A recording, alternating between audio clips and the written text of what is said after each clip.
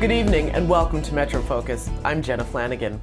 One of New York's formerly most powerful politicians has been found guilty of federal corruption charges yet again. Sheldon Silver was convicted last week on all 7 counts of extortion and honest services fraud. It's the latest legal twist in the ongoing saga for the former Speaker of the New York State Assembly. That decision came less than a year after he was first convicted on those same charges. That ruling was thrown out after a Supreme Court ruling narrowed the activity that constitutes corruption. Silver's retrial received national attention, with the case viewed as a test of the government's ability to prosecute corruption under the reestablished, narrower definition. And to help us figure this all out, I'm pleased to welcome back to the show Jarrett Murphy, Editor-in-Chief of City Limits. And Jarrett, welcome. Thanks for having me back. So let's start with this Sheldon Silver situation. Now, a quick refresher for those of us who might not remember exactly what he was found guilty of the first time. So he was the Speaker of the State Assembly for 21 some odd years.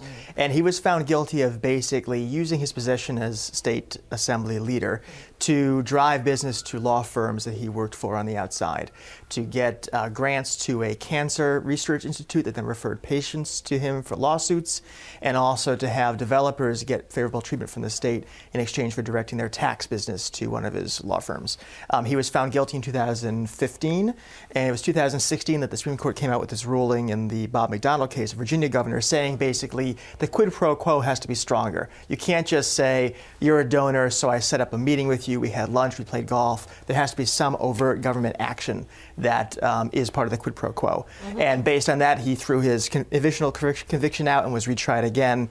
But it always felt kind of anticlimactic. It was a very quick trial. He was found guilty on all counts and will be sentenced sometime this summer. Well, okay, but if the definition of what constitutes political corruption changed, why was Sheldon Silver still found guilty?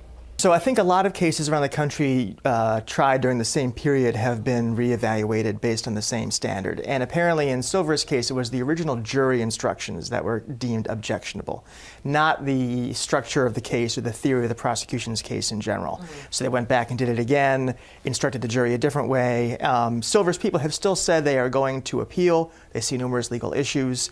He'll obviously do that and hopefully, I'm assuming he's hoping, forestall incarceration while that process is playing out. Okay, so moving away from Sheldon Silver over to another politician who viewers might not be as familiar with, Ed Mangano. He's not a big name in New York. No, Who is he? What is he accused of? He is the former Nassau County executive, which is the boss of the county. And he, his wife, and one of the town supervisors from Nassau County are on trial for basically similar things to the Silver stuff, using their offices to benefit people. In this case, the bribe, if that's what it was a no-show job for Mangano's wife. That's why she's on trial too, as well as some other stuff. That is expected to go to the jury today, and he faces some serious time there as well. All right, well, moving back to another name that viewers might be a little bit more familiar with, and of course that was the former Senate Majority Leader Dean Skelos. He and his son are also being retried again. Can you tell us what's happening there?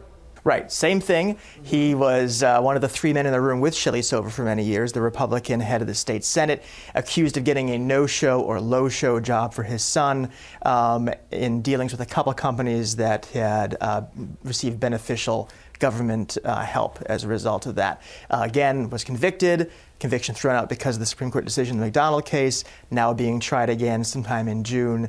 And the case is different from Silver. I think there are, his people would argue, differences in sort of the level of culpability, and that will obviously be teased out by the jury, and I'm sure that will also be appealed if he is found guilty. Well, unfortunately, political corruption in Albany still do seem to go hand in hand. But speaking of that, though, we did watch the state attorney general step down from his position, and now there are a lot of people vying for that position. Now, of course, we have Barbara Underwood, who is the state solicitor general. She's holding that spot. But how many people want to be New York's next attorney general? Yeah, this is very complicated, right? So you have people vying to become the interim attorney general, which the Assembly and Senate voting together can name.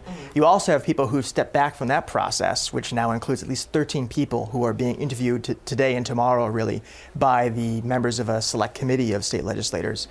Other people have pulled back from that process and say, I don't want to be the interim AG, I want to run for the real thing, because of course it comes up for election in September and November, and so they're planning to run a primary campaign, and the state Democratic Convention is at the end of this month. So at least 15 or 16 names now actively in the process to replace Eric Schneiderman. Now, is there any indication that the governor is going to be sitting in on any of those interviews? Because that was at least the talk over the weekend. There was talk of that. I don't know where that stands. I know that he has expressed some concerns about it being a rushed process, a backroom deal. The Speaker Hastie and John Flanagan, the state Senate, have tried to put together a slightly more transparent process than is typically the case. But it's not unusual for governors to take objection to the Assembly naming someone who's going to keep tabs on them. This happened with Tom DiNapoli replacing Alan Hevesy in 2006, 2007. Eliot Spitzer didn't like that. DiNapoli was named anyway, and everyone sort of went on. Spitzer obviously not for very long, but there is some precedent for it. Explain to us, why is this such a great position? Why do so many people want to be New York State's Attorney General? Because you can choose what your agenda is. You know, if you decide you want to make environmental stuff your cause, you prosecute cases like that. If you want to do corruption cases, you do that. Police brutality, you name it. You basically get to, with the exception of some statutory duties, decide what your focus is going to be. When there's a snowstorm, it's not your job to plow the streets.